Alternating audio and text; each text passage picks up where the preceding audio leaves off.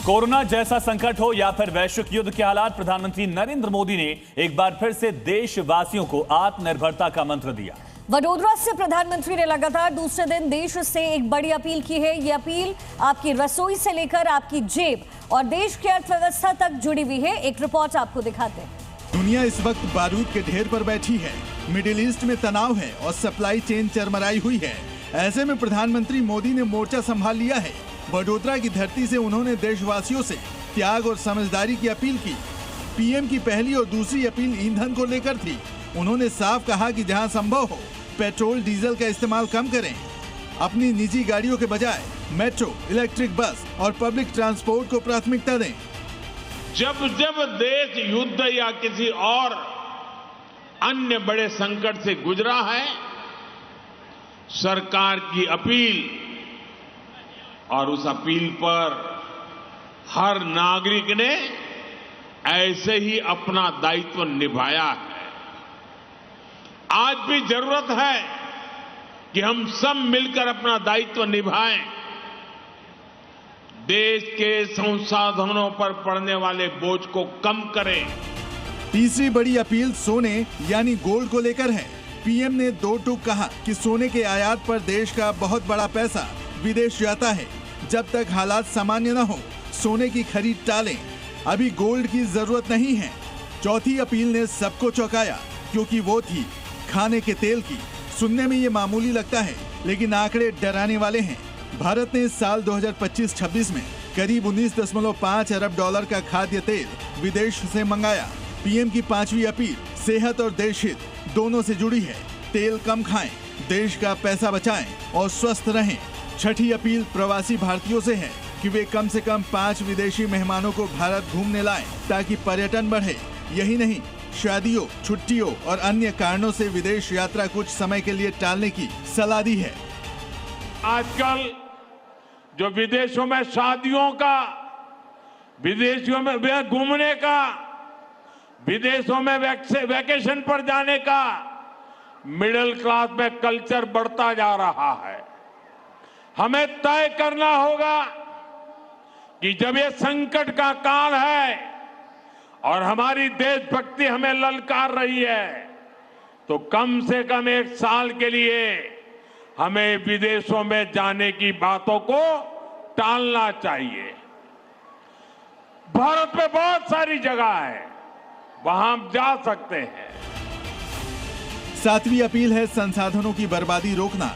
PM Modi ने देशवासियों को सलाह दी है कि ऑनलाइन क्लासेस को प्राथमिकता दें, पब्लिक ट्रांसपोर्ट का उपयोग करें, कारपूलिंग का उपयोग करें, पेट्रोल डीजल बचाएं, वोकल फॉर लोकल हों, विदेशियों को भारत घुमाएं, विदेशी मुद्रा बचाएं।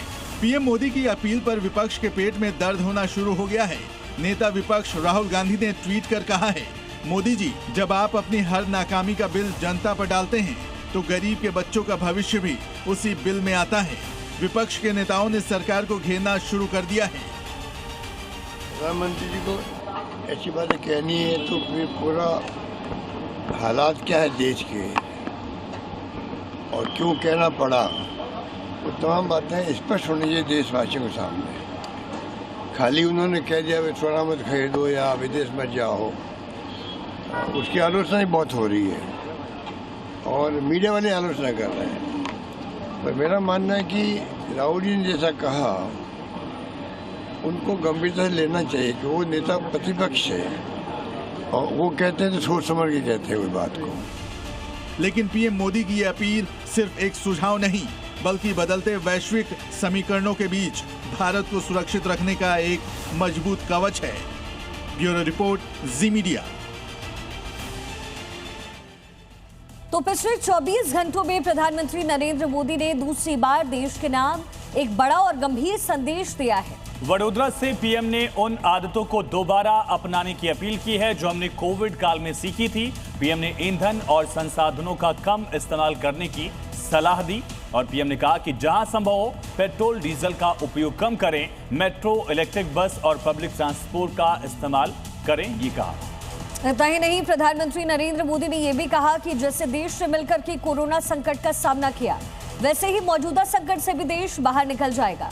विदेश में रहने वाले भारतीयों से प्रधानमंत्री ने अपील की है कि कम से कम 5 विदेशी मेहमानों को भारत आप घुमाने लेकर आइए।